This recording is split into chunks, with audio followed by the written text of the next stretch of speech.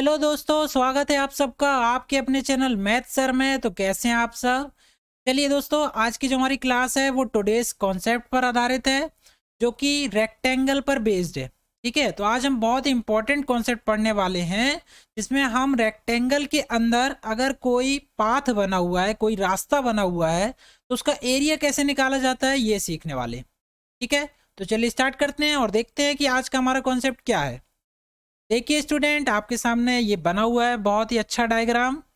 ठीक, ये आपको क्या दिया है, एक ए बी सी डी, क्या है ये एक रेक्टेंगल है।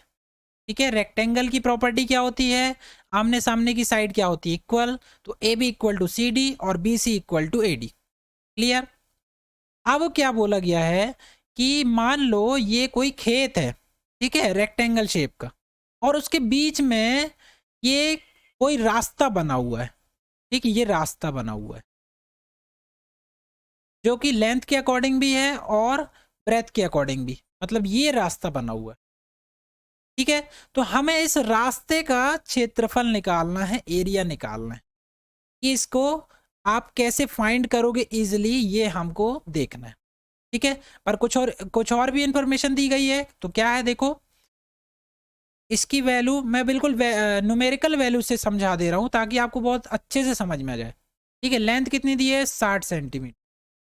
ब्रेथ कितनी दी है इसकी, इसकी ब्रेथ दी है 40 सेंटीमीटर। ठीक है, और रास्ते की जो लेंथ और ब्रेथ है, रास्ते की जो चौड़ाई देख रहे हो ना आप, ये है 4 सेंटीमीटर। ठीक है, यहाँ 4 है, ये भी क्या है, ये भी 4 है। ठीक, 4 सेंटीमीटर चौड़ा रास्ता है और लंबाई है 60 और चौड़ाई है 40। तो हमें बताना है ये जो रास्ता दिख रहा है आपको, इसका एरिया कितना आएगा। क्लियर है। अब कई बच्चे इसमें क्या करते हैं, इसका फॉर्मूला याद कर लेते हैं, वो फॉर्मूले से लगाते हैं। तो स्टूडेंट याद रखिए, एग्जाम में फॉर्मूला याद नहीं आता है। एग्जाम में इतना प्रेशर होता है कि आप जब एग्जाम देने बैठोगे तो आपका सिर्फ कॉमन सेंस काम करता है।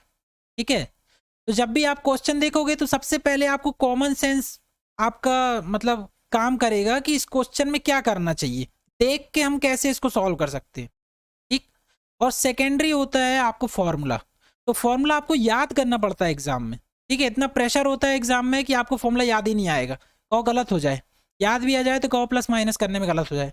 तो आपको कॉमन सेंस से काम लेना है। ठीक है, अब कैसे कैसे होगा ये सॉल्व, देखते हैं। देखिए, आप थोड़ा सा लॉजिक लगाओ तो आपको ये सवाल बहुत आसानी से बन जाएगा। कैसे बनेगा, सबसे पहले आप क्या करो कि आपको इस रास्ते का क्षेत्रफल निकालना है ना। ठीक, तो सबसे पहले आप ये जो पार्ट दिख रहा है, ये वाला जो पार्ट दिख रहा है, देखो, अगर मैं इसको अलग से निकाल लूँ, ऐसा देखो, ये अलग से निकाल। ठीक है, तो लेंथ कितनी दी है, देखो लेंथ तो वही रहेगी, 60 सेंटीमीटर है ये लेंथ। Clear, 60 centimetre. लेकिन ब्रेथ कितनी हो गई, ब्रेथ 40 नहीं है, ब्रेथ है 4 सेंटीमीटर। क्यों, ये 4 सेंटीमीटर है ना, ये पूरी चौड़ाई कितनी है 40, लेकिन इसकी चौड़ाई कितनी है 4 सेंटीमीटर।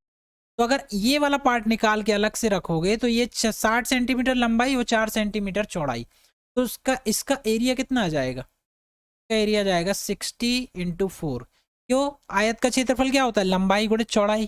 कितना आ गया ये, 240 सेंटीमीटर स्क्वायर। ठीक है, ये A1 हो गया मान लो। तो ये वाले रास्ते का क्षेत्रफल आ गया। अब मैं क्या करता हूं, अब मैं ये वर्टिकली वाला ले लूं, मान लो ऐसा, ये वर्टिकल वाला ले लिया मैंने। ठीक है, तो इसमें देखो, इसकी ब्रेथ कितनी है, इसकी ब्रेथ रहेगी 40 सेंटीमीटर, और ये लेंथ कितनी रहेगी इसकी, ये रहेगी 4 सेंटीमीटर। ठीक है, तो इसका एरिया कैसे निकालोगे, ये भी एक रेक्टेंगल शेप है।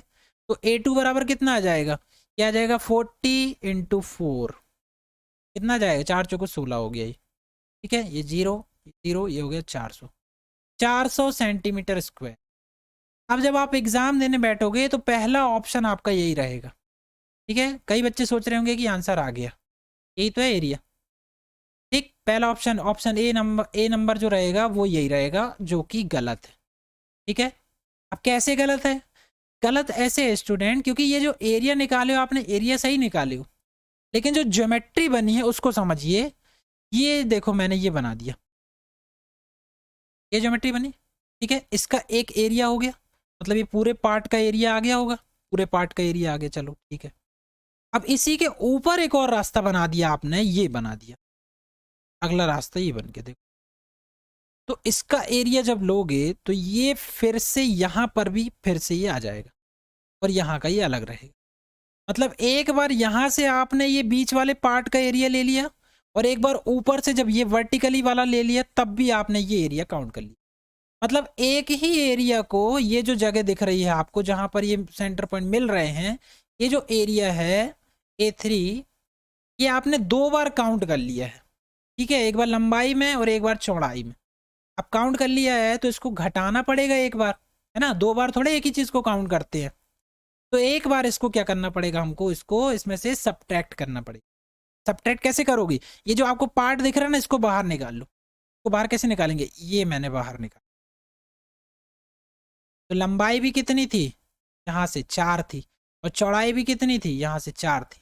मतलब ये जो बीच में जो शेप बनता है ना, ये क्या बनता है, ये हमेशा बनेगा स्क्वायर। क्या बनता है, ये स्क्वायर बनता है। स्क्वायर का एरिया कैसे निकालोगे, A3 इक्वल टू क्या होता है, 4 साइड का स्क्वायर। साइड का स्क्वायर मतलब 4 का स्क्वायर कितना आ जाएगा, 16। मतलब ये जो हमको एरिया मिला है, ये 16 2 बार ऐड हो गया इसमें। तो पाथ का जो रास्ते का जो सही क्षेत्रफल आएगा वो क्या आएगा, A1 plus A2 minus A। मतलब इनकी वैल्यू आ गई है 400, माइनस इसमें 16 कर दो तो कितना आ जाएगा, 38 सेंटीमीटर स्क्वायर।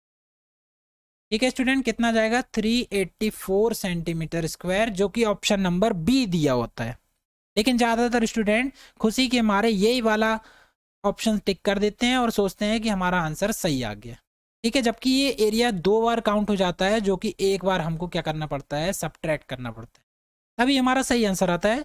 तो यहाँ पर कितना आएगा, 384। आप फॉर्मूले से भी याद कर सकते हो, लेकिन फॉर्मूला बहुत आपको रेयरली है, वहाँ पर सही लगा दो आप, क्योंकि फॉर्मूले ज़्यादातर मतलब एग्जाम में आपको याद नहीं आ पाते हैं फॉर्मूले, इसलिए मैं फॉर्मूले से नहीं बता रहा हूँ। ठीक है, ये प्रोसेस आप एक बार समझ जाओगे ना तो एग्जाम में आप बहुत जल्दी कर लोगे और बिना फॉर्मूले याद किए। ठीक है, क्योंकि ये कॉमन सेंस वाली प्रोसेस है। ये लंबाई चौड़ाई ये दिया हुआ है, एक एरिया ये दिया हुआ है, और ये एरिया 2 बार आ रहा है तो उसको घटाना है। एक बार समझ जाओगे तो बहुत आसानी से आप इसको अप्लाई कर सकते। ठीक है, अब एक सवाल मैं आपको दे रहा हूं करने के लिए कि ये जो रिमेनिंग एरिया ये जो बच गया, देखो ये वाला, इसको मैं दूसरे कलर से कर देता। ये जो रिमेनिंग आप पार्ट देख रहे हो, ये जो आप पार्ट देख रहे हो, देखो ये जो रिमेनिंग पार्ट बच गया ये वाला, वैसे यहाँ पर भी बच गया। ये जो रिमेनिंग एरिया बच रहा है, इसका क्षेत्रफल आपको बताना है चारों का। ठीक है, पहले चारों का इकट्ठे बताना है, फिर एक का बताना है कि कितना होगा। ये क्वेश्चन मैं आपको होमवर्क में दे रहा हूं, तो आप इसको सॉल्व करना कि कैसे आएगा इसका आंसर, इसके एक पार्ट का एरिया कितना आएगा और चारों पार्ट का एरिया कितना आएगा, इस रास्ते को हटा करके। तो आप जो भी वैल्यू आए, जिस भी मेथड से आप करोगे, तो आप मुझे कमेंट करके ज़रूर बताना। और अगर आपको नहीं बन रहा है तो वो भी आप मुझे कमेंट करना। अगर मुझे ज़्यादा रिस्पॉन्स मिलेगा उस चीज़ का कि इस चीज़ को बताओ, हमसे नहीं हो पा रहा है, तो मैं आपको इसके लिए अलग से एक वीडियो बना दूंगा, तो आपकी हेल्प के लिए वो बहुत अच्छा होगा। ठीक है, तो आप इसको ज़रूर करें, सॉल्व करें और मुझे कमेंट करके इसका आंसर ज़रूर बताएं। पर फिर भी अगर आपको कोई डाउट लग रहा है तो आप कमेंट करके बता सकते हैं। So thanks for watching. For more update please like share and subscribe.